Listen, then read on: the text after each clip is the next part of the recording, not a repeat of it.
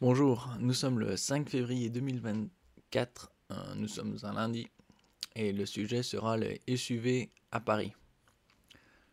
Le triplement des tarifs de stationnement pour les voitures lourdes, voté à une courte majorité. SUV à Paris, le triplement des tarifs de stationnement pour les voitures lourdes, voté à une courte majorité. Seuls 5,68% des électeurs ont fait le déplacement ce dimanche. Ce qui est vraiment très peu. La création d'un tarif spécifique pour le stationnement des voitures individuelles lourdes, encombrantes, polluantes, a été votée avec 54,55% des voix. Les Parisiens ont tranché. Invités à se prononcer Enfin, les Parisiens, une micro-fraction. sur le triplement des tarifs de stationnement pour les voitures hautes et lourdes, les habitants de la capitale ont choisi de pénaliser ces véhicules appelés SUV. Quelques 1,3 million d'électeurs étaient invités à se rendre aux urnes dans l'un des 38 lieux de vote pour se prononcer, pour ou contre la création d'un tarif spécifique pour le stationnement des voitures individuelles lourdes, encombrantes, polluantes. Finalement, seuls 78 000 électeurs ont fait le déplacement, 5,68%. Ils se sont prononcés en faveur de cette nouvelle taxation à près de 54,55%. Ouais, c'est-à-dire un peu plus de 40 000. 40 000 électeurs ont voté pour un triplement de la taxation des SUV au stationnement. La mise en place de cette nouvelle mesure ne sera pas applicable dans l'immédiat. La délibération sera présentée en mai lors du Conseil de Paris, pour application au 1er septembre, a indiqué Anne Hidalgo à l'annonce des résultats à l'Hôtel de Ville, saluant un « choix clair des Parisiens » en faveur d'une mesure « bonne pour notre santé et bonne pour la planète ». La votation. Bon, d'ici là, il y a encore 7 mois de tranquillité pour les Parisiens et ceux possédant un SUV. Qui s'est déroulée sans incident, selon la mairie, a pris fin à 19h. À travers ce scrutin, sont spécifiquement ciblés les SUV, sigle anglais de Sport Utility Vehicle, aux caractéristiques combinant celles d'une voiture de tourisme avec celle d'un véhicule utilitaire, et les 4x4.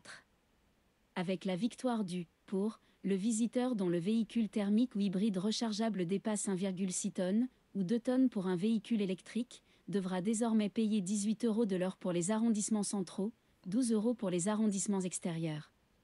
La très faible participation à cette votation n'a pas semblé émouvoir Anne Hidalgo. En avril 2023, quelques 103 000 personnes, soit 7,46% des inscrits, s'étaient prononcées pour l'éviction des trottinettes en libre service dans la capitale, pour la première votation du genre. Cette fois-ci, c'est un petit peu moins de participation que pour les trottinettes, mais c'est un très bon résultat, a commenté la maire de Paris, anticipant d'autres votations pour trancher des questions qui relèvent de nos vies quotidiennes. Interrogé sur l'importance des bulletins contre la mesure, son adjoint ELV aux mobilités David Belliard a estimé que l'écart était significatif, alors que la votation portait sur une question compliquée, a priori peu populaire. Dans un communiqué, le groupe d'opposition LR est apparenté à juger que la votation s'était déroulée dans l'indifférence générale. Cette participation très faible conjuguée à des résultats serrés, sur une mesure revendiquée comme emblématique par Anne Hidalgo et son équipe, constitue un véritable désaveu pour la maire de Paris, affirme l'opposition de droite. Les résultats par arrondissement épousent de... Et vous, qu'en pensez-vous des SUV devraient-ils être interdits à Paris et dans les grandes villes? Et pensez-vous que c'est une bonne initiative que de tripler le prix du stationnement pour ce genre de véhicule? De fait la carte politique, l'opposition au tarif spécial l'emporte dans ceux dirigés par la droite, tandis que le « pour » est majoritaire dans ceux dirigés par la gauche ou Horizon.